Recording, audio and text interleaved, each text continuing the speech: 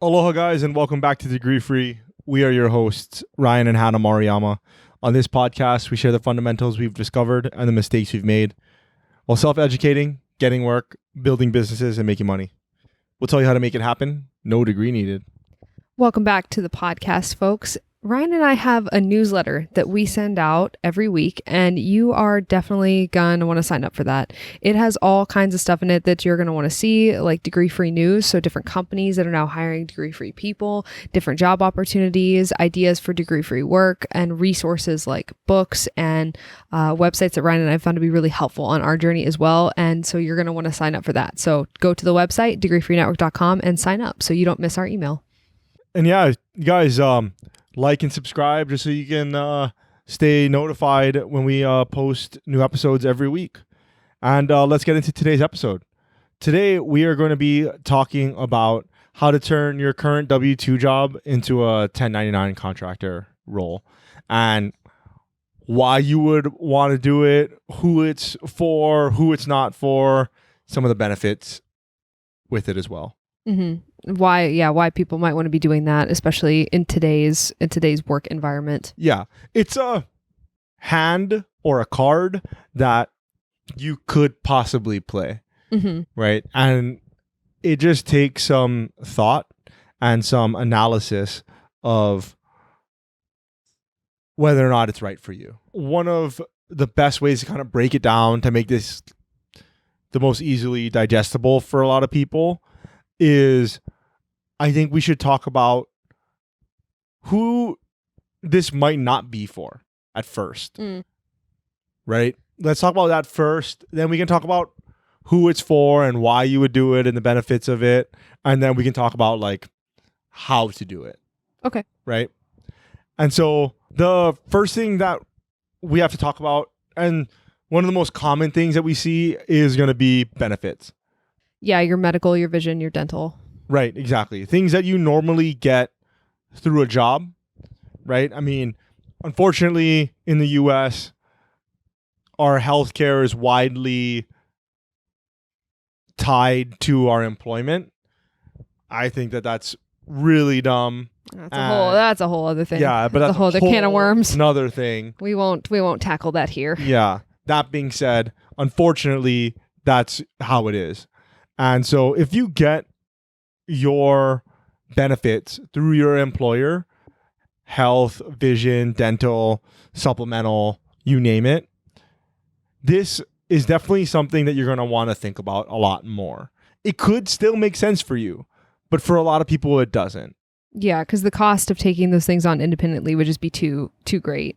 It's something that you have to do the math on, right? The reason why is, I mean, maybe you would get paid so much more as a contractor and you would be able to take on all of that by yourself. Maybe not, right? And so if this is you, if you are the person that brings in the insurance in your household, you're definitely going to have to put more thought and do more analysis on it, right? Another thing that we have to talk about is taxes. Yeah, that self-employment taxes are a big thing. Yeah. Taxes in general, not just self-employment taxes, but just even the mechanism of which you get taxed and how you tax. It's way easier to be taxed as a W-2 employee. Yes. Much, much easier. Because your pay, your tax, is already withheld in your paycheck. And so at the end of the year, you get your W-2 and it says that you made, X amount of dollars, you made $100 this year and they kept 30% of it or whatever. And now here's your tax return. Very, very simple. On the flip side of that, as a 1099 contractor, they are no longer withholding those taxes. Now you have to do it. Yes. And that usually comes with quarterly taxes that you'd have to file. It's not super complicated. That being said, it does add a layer of complexity to the whole ordeal of just plan making for a it. living. You got to do it. Also, if you're a contractor, oftentimes you're billing you're billing your company. So that's another thing too. You are going to be responsible for submitting an invoice. And so you're responsible for running payroll for yourself, basically. So that's just another thing that you're going to have to do if you want to get your money and get paid. Yeah, definitely. And so one of the last things I did want to say about the benefits is just because, like I said, just because you are the insurance provider in your household doesn't mean that you can't make this happen. Also, if you are in a relationship with somebody, like if you're in a household where, your partner has a W-2 job and you're married, or if you're in like a domestic partnership, if you're in a state where you can be on your partner's insurance, it might be something where you guys consolidate your insurance and there might be a lot of savings there for you. Because a lot of people, without thinking about it, pay to health insurance premiums and they're doubly insured. They don't really need to be doing that, but it's just the way that insurance works. Like you said, it's tied to your job. And if two people in a household have a job, then you've got two different insurances. It's also a big commitment. I will say that. I mean, it's not a relationship show, but you got to really trust that person to not so that because now they're in charge of your healthcare benefits. Yeah, it's difficult, and so there is that layer of complexity as well in the relationship. But I mean, if you're married, that shouldn't be a problem. Pretty safe, right? And a lot of times, too, healthcare, especially health insurance, it is cheaper to become a spouse on a plan than it is for you to go out and get an individual plan, even if it is through your W-2 employer. Mm-hmm. It's still cheaper to tack on to their plan than it is for you to establish your own individual plan. Yeah, just being in addition to someone's plan as opposed to being a single additional plan. Yeah, exactly. And then also, if you have dependents, definitely this is going to be one of the areas that you're going to have to do a lot of thinking and math about. Mm-hmm. And see if it's worth it. It does help with simplicity, though, if you only have one health insurance. I will say that much. It does. Yeah. Okay, so that being said, the next thing that I wanted to talk about who this isn't for is if you need job security or if you want job security, being a 1099 contractor may not be for you. Yeah, because you have to basically go out and hunt and get your contracts and bring them back. And then because of the way contracting works, you can be terminated at will at any time. The upside benefit of that is you can also quit at any time for whatever reason that you choose, depending on the contract. But most contractors are at will. So you're working for them as long as they want you to, and they're working with you as long as you want them to. So it's kind of it's a lot more responsibility for sure. Yeah. And there's going to be a lot more, so a lot of times with contractors, there's a little bit more flexibility in scheduling and things like that. You do have a lot more control over your time. But the price you pay is that job security aspect of it, right? And a lot of people would rather just, have a job and kind of know that that job is always going to be there for them. And, you come to work and, okay, you stay there for 40 years and you just, that's where you work and it's stable and that's good. You don't have to worry about where it is that you're going to find your next paycheck. With contracting, that is definitely something that is always in the back of your head. Always. So pros and cons. Yeah, it's largely individual. I think there's just a lot of people that don't know that it's an option for them, that they would take it if they could, because it just gives them more control over their work situation. One thing that I've observed with it too is that my time was much less abused. So if somebody's feeling overworked, it is a good way to keep a company accountable for what they're using your time for, because if they need you to do work, they get billed for it. And so there is an advantage to that too. There's downsides to that as well, right? Because if they don't give you enough hours, but if you have an agreement and you're an efficient worker, most of the time you bill as needed. And so if you're working a lot of overtime, you get compensated for it. Right. Definitely. That's true. Yeah. And it depends. This all depends on how you structure your contract. Right. And then just to the quality of the people you're contracting to. So. But I mean, like it could be that you're, depending on your industry, you might contract per project instead of per hour. That is true. So Yeah. you sell them like a chunk of time for a specific thing that needs to be accomplished. That's true. Yeah. So it just depends on how you structure your contract. Mm-hmm. One of the easiest sells to a company, though, is going to be hourly. Just because it's not a stretch of the imagination for a lot of people. And it's cheap for them, relatively. Yeah, and especially if they don't have a contractor like situation set up already, it's just an easier sell. Mm-hmm. The last thing that I want to talk about as far as who this may not be for is going to be for people that are concerned with their retirement plans while they're a W-2 employee. Yeah, like if you want your 401k, you want to get the match, you want to get stock options, this is not for you. You're only going to get cash out of this exchange. Exactly. Yeah. And so that's one of the things that, like, I'm not saying that everybody shouldn't be concerned with their retirement period. I'm just talking about the opportunity of the retirement plan that they have at that company as a W-2 employee. Mm-hmm. So exactly what you said. The things that you're going to want to think about is pensions. Those are dying, right? I mean, if not already often dead. That's going to be for like more public, like union right, jobs, union jobs, which you cannot really be a contractor. Right, but not all unions are public though, right? That's true. And so, yeah, union jobs usually are the ones that provide pensions. Okay, so assuming that you aren't union, then now we're talking to you. If I'm assuming that if you are union as well, majority of companies that work with unions, you're probably not going to be able to wiggle out of your union dues and out of the union and then become a contractor in the same role. There are probably a lot of union mandates, and it's probably laid out in your collective bargaining agreement that you can't do that. That you can't do that, right? Or that the company that they are working with, that you're working for, that the union is working with, they have some stipulations on scalpers and what they consider that to be. So assuming that you're not in a union, now we're talking about just the retirement plan as it's facilitated at the company. So we're talking about exactly what you said, your 401k having a match, right? And so we haven't really talked about it yet. We're probably going to be talking about it soon. We're probably going to get deeper into the money aspect of our lives, in the upcoming episodes.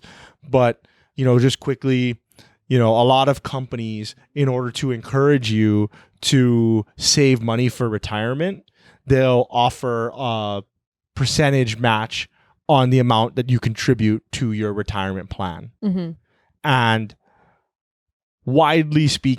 generally speaking, that's free money. Yeah, they're just giving it to you. So if I put $100 a year and it's a 6% match, they're going to put in $6 on top of it, and that's just free money. Mm-hmm. You are not going to get that type of access as a contractor. No. Right. You're not going to get that free $6. Yeah. Or whatever it is your match is. And so widely, if you're a set it and forget it type of person, maybe being a contractor is not really for you. Yeah, you have to be a lot more active in your decision making, and you have to make a lot more decisions more often, for sure. Where in this realm where things kind of open up for you is that if you're a contractor and then you start opening up your own business, right, an LLC, now you start getting into deeper territories with, like, you can set up certain solo 401ks or SEP IRAs, things that are outside of the scope of this podcast or of this show today. Yeah. But just know, we'll talk about it eventually. Yeah, just know that there are other options for you going forward if you did want to be a contractor. It's not like you can't save for retirement still. It's just going to look different, and it's going to require more effort by you. Mm-hmm. And it all might make it worth it if you got paid more money. Which is part of the value proposition you're going to give when you're asking for it. Because a lot of times what companies do, people don't realize often how expensive employment is. So W-2 employees are expensive. They may be paying you $60,000, but they're paying a lot for you because they pay into systems that you benefit from, your benefits package, like the things we talked about, healthcare, retirement, like those little things where you get certain percentages off at whatever certain shop, like anything that your company provides for you is one of those things. And if you think that you can better use that money to grow investments that you have or on a business or something, and you want the cash, that's a card that you can play, which is saying, I want more money because I'm going to cost you less money, which is a pretty compelling value proposition for a company. Yeah, definitely. One of those other things is going to be like they're going to save money on unemployment insurance as well. Yeah, that's a huge thing. That's a huge cost that employers shoulder that employees don't see. Right. And so, what would you say that the average cost for like a $50,000 employee is? I'm not sure. Honestly, I have 10 to 20 grand. I have no clue. Fit the ballpark. At a different point in my life, I would have been able to have a more educated number for you because that was my job to know. Any number that I give right now would be irresponsible because it's just not accurate because I'm not sure. It's been years since I've known that kind of stuff. Just suffice it to say 5+ figures. Yeah. Right. Like it's usually quite significant, and people just don't realize how much it actually is. Yeah, it's expensive. Yeah. That's the perfect segue into the next thing that I wanted to talk about, which is after hearing all of the reasons why you shouldn't, like, why the heck should you? Mm-hmm. Right? Really, the biggest benefit is exactly what you said, which is more money. Yeah. More cash. Right. Cash on the barrel. And if you are going to your employer and you're currently a W-2 worker and you're making 50 grand a year and you're going to them and trying to get a W-2 arrangement with them, you need to be asking for more money. Mm-hmm. Or if they come to you and they said, hey, you know what? We have to make you W-2 now. And you'd be, instead of just saying, okay, I'll take my same compensation. No. You have to ask for more money. You have to, because you will not be making the same amount. Right. Not even in real terms, you will not be making the same amount. Yeah. Not even close. Yeah. To the point where it's enough money that it will make a difference it will make a dent in your lifestyle. It's a significant amount. Yes. For most people. Definitely. Yeah. So I guess the question is, how much more money would we be going to the table with? I mean, and we're going to be kind of talking about how later, but I just kind of give people an idea. The way that I think about it and the way that we've thought about it in the past, because you've done this, right? A couple times now. Yeah. Because you were a W-2 employee and you've changed over to a 1099 role, right? And it was huge for the company, right? Because they saved a ton of money. They really did, especially because I was taking advantage of their 401k program, of their 401k match. And they definitely were paying quite a bit into into that savings plan. So they were jazzed to have me become a contractor. Yeah, definitely. But yeah, that was definitely one of the benefits, is that for the company, they saved a lot of money because you were taking advantage of a lot of their fringe benefits. And maximum advantage. Yeah, and you didn't have to pay for that anymore. Yeah, they threw a little party. Yeah, but generally speaking, good rule of thumb, if you're getting paid X amount of dollars, easy math, if you're getting paid $100,000, I think we've 15 to 20,000. Yeah, it's in the in the 20 to 30% range that you should at least be asking. So let's say you're making $50,000. How much do you ask as a contractor? If you're making $50,000, then you're going to be about $10,000 to $15,000 more. Okay. Yeah. So 65 to 75K, somewhere in there. Yeah, well, it's right? 60 to 65. 60 to 65. Yeah. Math in public. Yeah. 60 to 65. Yeah. Reasonably. Yeah. Or you can ask making 100, 120 to 130. And that's just to give people a ballpark, right? the way that you're going to go about doing the research on this is do exactly what we normally say. If for long-time listeners, you're already fully aware of what we're going to tell you to do. We're going to tell you to go to Google. Yeah. We're going to say, put in your job contractor. And see what the number is. That being said, there are a lot of calculators out there that help you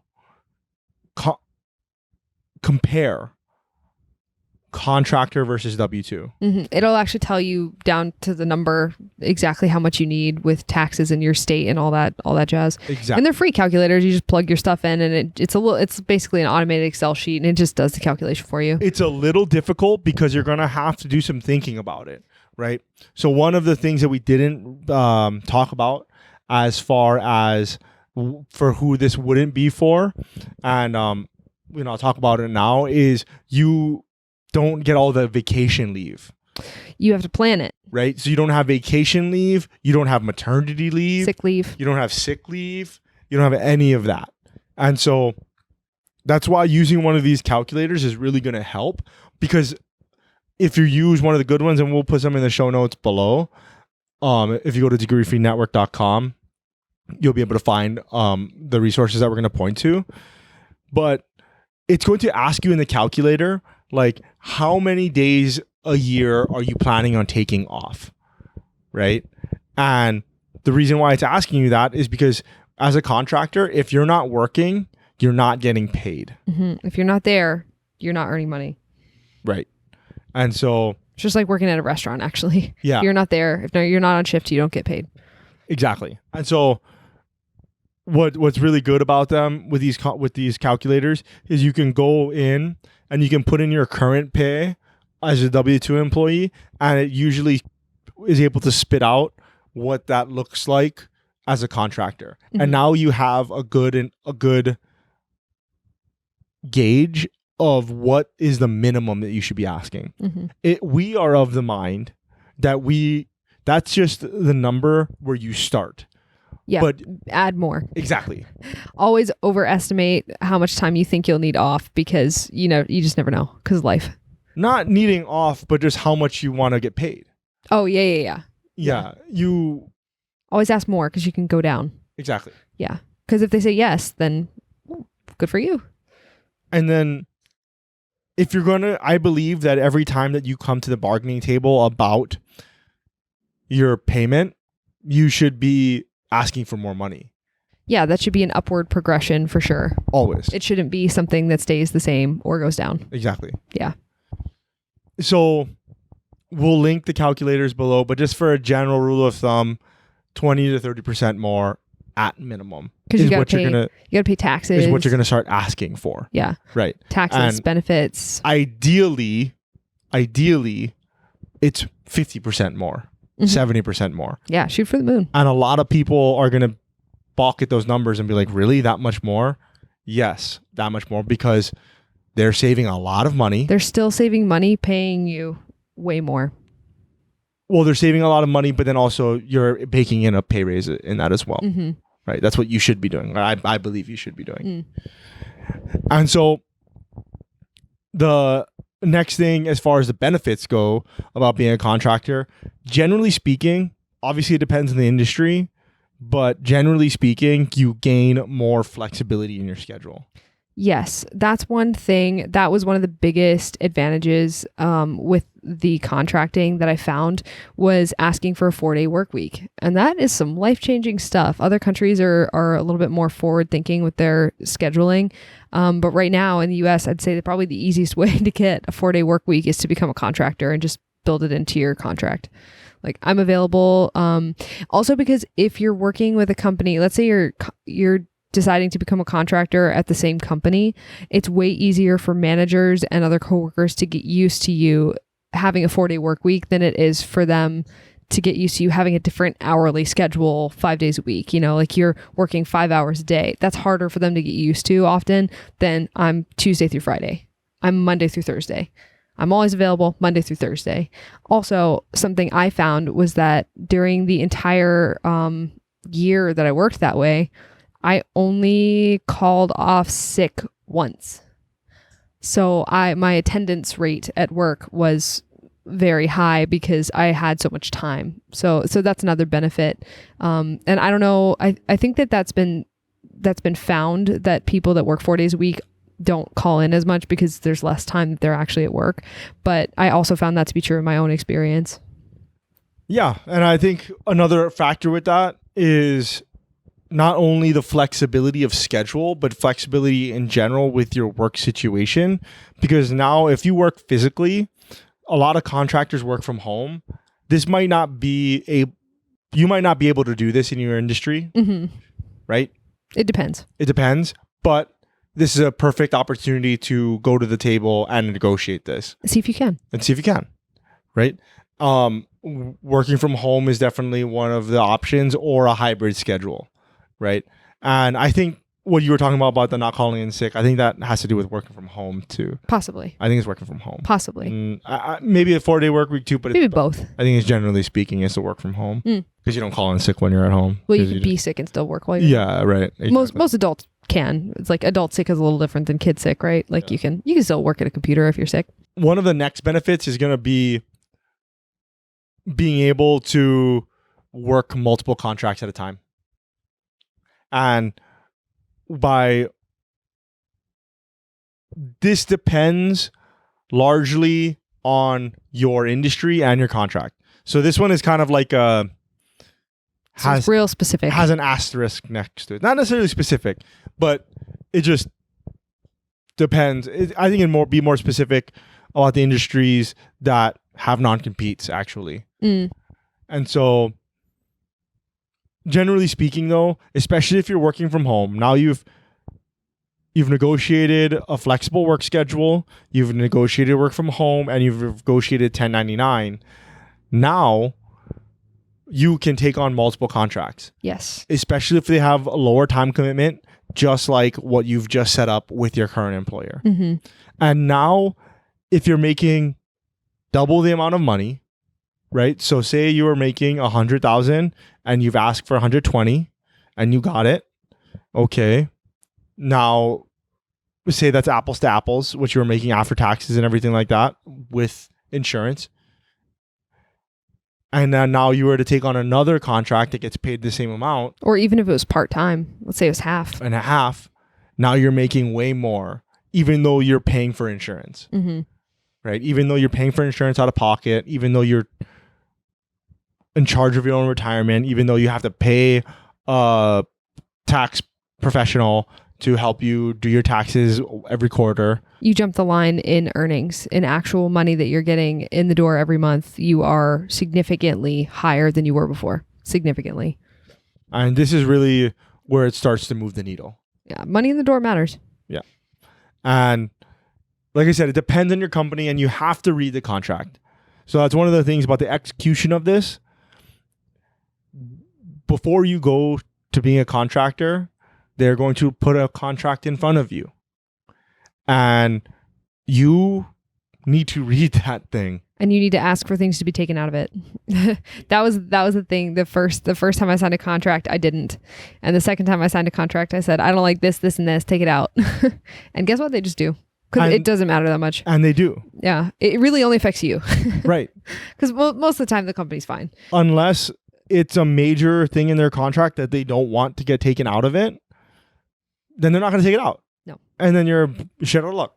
And you're in the same position that you were in the beginning. Yeah, you have to take full advantage of the fact that you are in charge of your own labor now.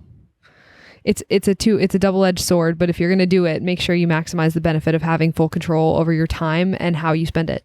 Yeah, definitely. It's one of those things where it's going to take a lot more thought and it's going to take a lot more analysis. Planning, right? And this might be something that, especially if you're in a committed relationship, that this is a big decision that you probably want to talk over with, your significant other and your partner, especially if you guys are currently on individual insurance plans and you need to switch over. So for just to clarify too, when our household made this switch, it was very much a group decision. It was a team decision that we did, and Ryan helped me do all of the math, and we sat down and looked at, okay, like how does this benefit us? How can we leverage the situation to increase, like, one, how much our household is bringing in every month, but also to maximize like our ability to do other work and just live in general. And it does matter, and making that decision together, if you're in a committed relationship, definitely would advise doing that if you trust that person. Yeah, definitely. I think this is getting a little bit in the weeds, but one thing that I would definitely look into if you're thinking about doing this is if you guys are currently on individual plans, and I'm going to specifically talk about healthcare right now, health insurance and the way that it works in the US. If you guys are on two individual plans or I'm on one plan and you're on another plan with the kids, you guys have to look at the qualifying events in your insurance of what allows you to jump on the other person's plan. And you need to look at when the open enrollment dates are, because losing a job usually is a qualifying event, I'm pretty sure. But becoming self-employed is not. Yeah, it may not be. Yeah. And so you're going to want to look into that. And this might be something that gets planned into the future. And say your open enrollment is January or November, because it goes into effect on January, and it's now July when you're thinking about it. You might want to wait all the way until November to make this jump. Yeah, right, exactly. And then your partner can select, okay, spouse plus dependents. So you're not lapsing in healthcare coverage. Exactly. Because that would be not good. Right. Because you just don't want to do that for no reason. Yeah, well, and then you got to pay COBRA or you got to find interruption coverage, which is a pain. Right. Yeah. One of the good things about the last thing I want to talk about the benefits of it before we kind of talk about the execution and how this looked when you did it, is one of the best things is that this situation isn't permanent. No. Right? It's very reversible. It's very reversible. It may not be reversible in your company. Mm-hmm.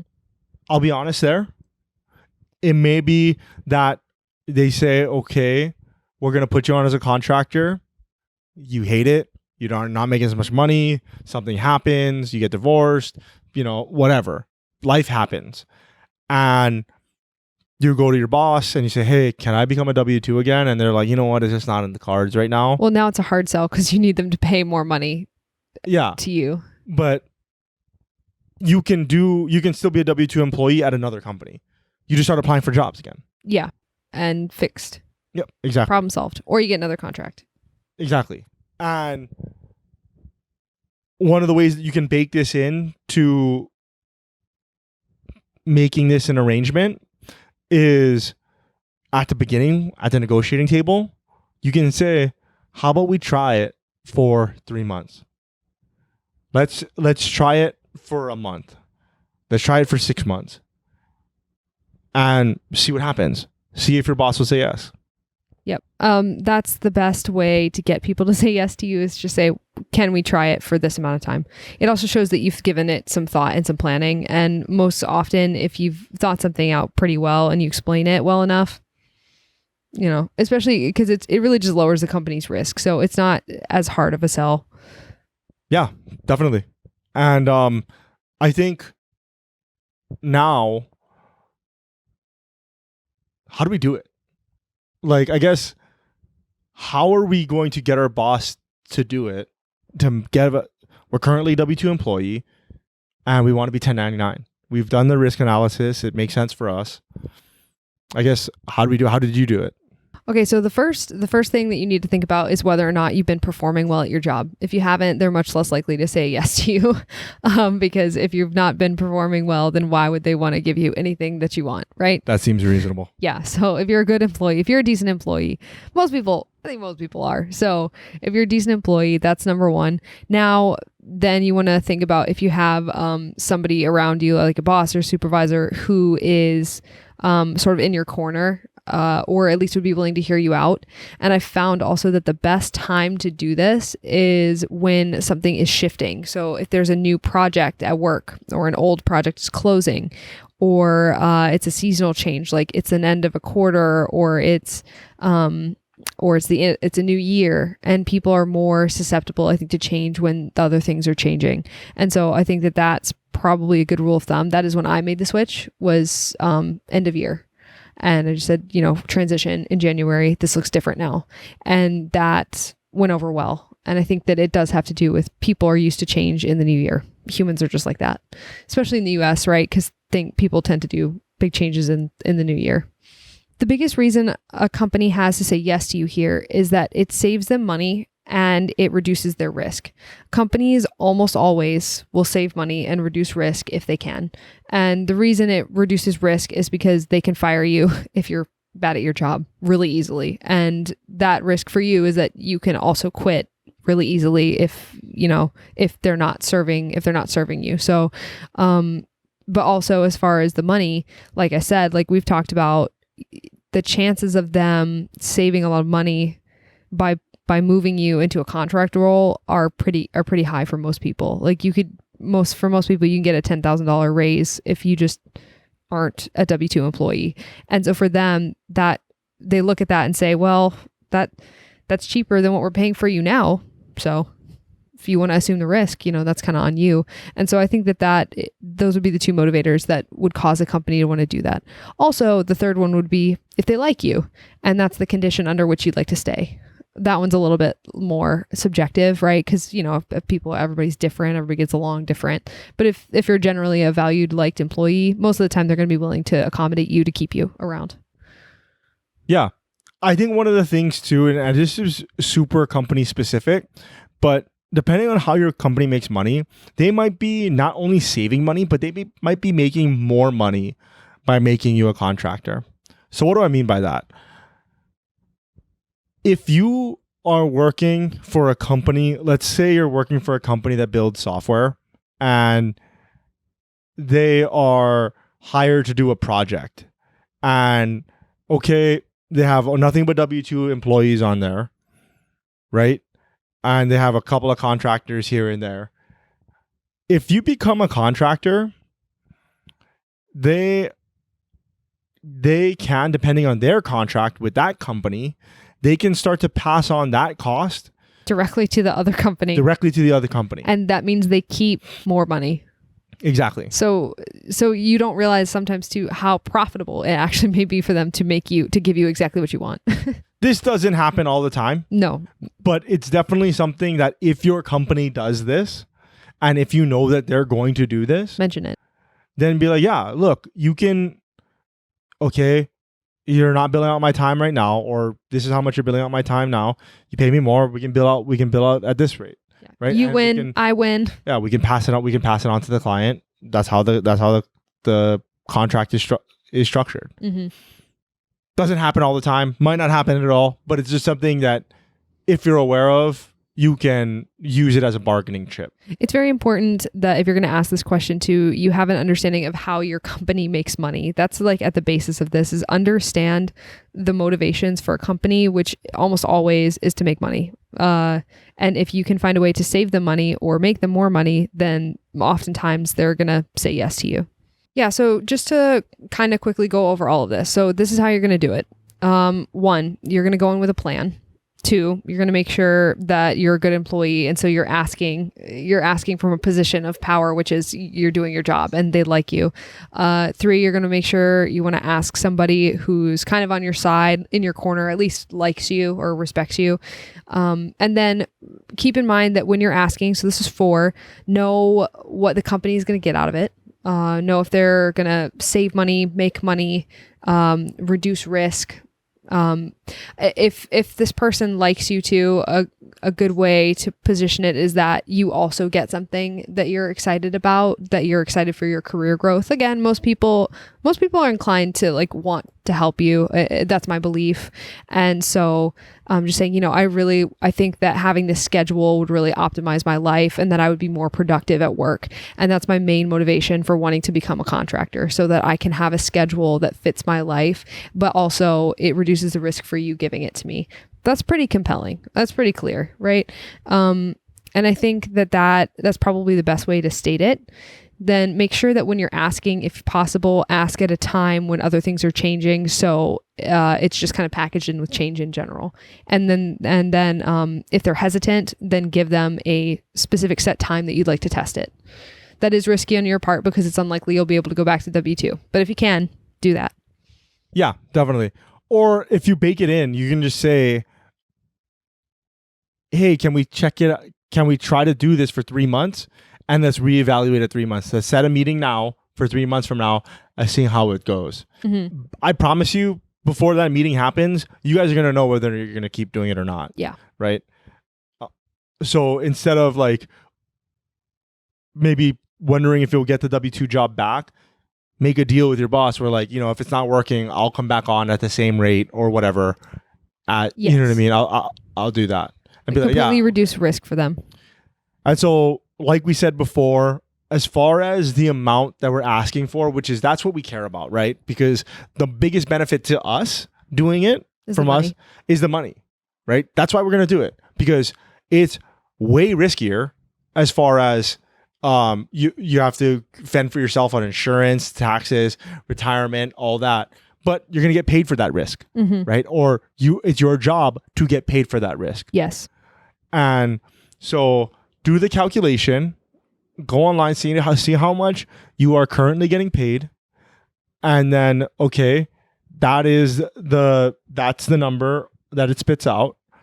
You're going to want to ask for more because we're baking in a promotion or a raise on top of it, right?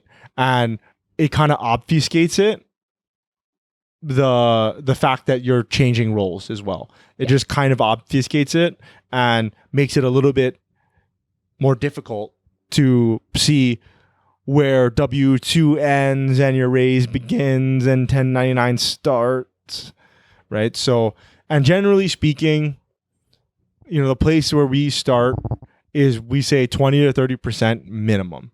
Yeah. Minimum is what you're going to ask for. And it doesn't mean you can't ask for more, but you also got to be within reason. And then go in with a floor, just like a regular negotiation. That's why the math is important. So you'll know I can't go below this number. It's not financially worth it for me. Exactly. The very last thing that I wanted to talk about today is eventually, depending on your contracts, depending on how you get them written, eventually, if you're doing multiple contracts, you might be able to outsource the work that you're doing, right? You might be able to hire people. And okay, you've got all these contracts. You got one contract, you got a second contract, and you hired some people to do, make flow charts or do whatever. More menial tasks. Whatever it is, right? Or do video editing or whatever the task is. Now you're running an agency, right? Now you have a business. I would forewarn people that it's highly dependent on your contract. Yeah, because there's a lot of contracts where they're explicitly, you cannot outsource your work. Yes, a lot of contracts. It's illegal. It's illegal to do that. You should not do that if it's in your contract. You are in breach of your contract. Yes, you are breaking your contract. Generally speaking, if you can sign the contract as your business entity, and that's out of the scope of this conversation right now, but just suffice it to say that if you decide to go contracting, you're probably going to be setting up a business entity, an LLC at the very least. And if you can get, the reason why is to separate your personal assets and your business assets and protection and all that. LLCs are given a little bit more options for certain financial instruments and materials and stuff like that in the system. Generally speaking, if you can get a contract that hires your LLC to do the work, it usually covers the people and the subcontractors that you hire as well, because they're not hiring me, Ryan Maruyama, to do the work. They're hiring Ryan Maruyama LLC or whatever, what have you. Yeah. Yeah. So your contracting could, in theory, become a business. Yes. Talk to a labor lawyer. Definitely talk to your contracts personnel. Talk to the person that you're retaining to kind of help you with your contracts. But that's just a high level of the possibilities that are there. And now you're running a business, as you said, right? But yeah, that was kind of it for today. Kind of something that you have firsthand experience in, that you've done a couple of times now. That I never set out to really be doing too. Right. Yeah. It's just the contractor economy, people, is growing really rapidly. And the reason is because, especially in the US, it's just become extremely financially risky to hire people as W-2 employees. The more expensive it gets to hire W-2 employees because of taxes, regulations, et cetera, the more companies are going to start outsourcing their labor to contractors because they're just cheaper and they're low risk and you can cut them when you need. Yep, absolutely. Yeah. And a lot of it has to do with actually the definition of a contractor. And once again, that's outside of the scope of this podcast. But suffice it to say that with the advent of technology, with things becoming more and more digital, it's much easier to fit the role or the definition of a contractor for a lot of employees. That's true. And employers, rather. Yeah.